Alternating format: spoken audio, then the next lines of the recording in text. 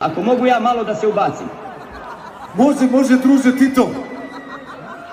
Samo izvolite i kako iznenađenje, nismo... Htio bih malo da se obratim mojim dragim Bosancima i Hercegovcima. Od svih naših republika i pokrajina, tu sam se najbolje zabavljao na tim vašim dernecima. Drago mi je da ste napunili Titovu ulicu i da se lepo zabavljate. Hvala. Imate li neki savjet u ljubavi za ovaj naš večerašnji dernek? Kako da se zabavimo? Pa bogati, neka ljubi tko god koga hoće. A ako neće, neka se ne nameće. Kakve su se nekad nove godine čekale. Sjećam se kad smo Sofia Loren, Elizabeth Taylor i ja poslali Richarda Burtona po ćevape, a mi se ovamo zapili. I tako to.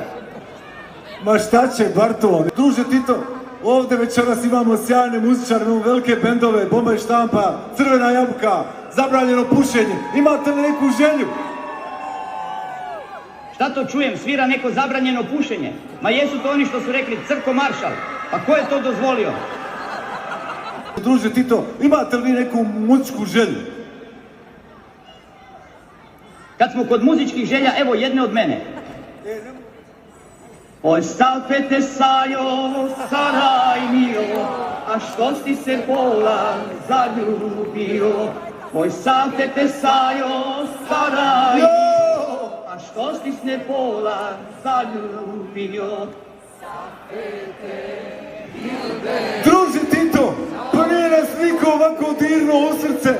Ovo naše bosansko-hercegovačko srce kao što ste vi večeras. Ma Tito je Svaka Tito! vam čast, druže Tito! Opa!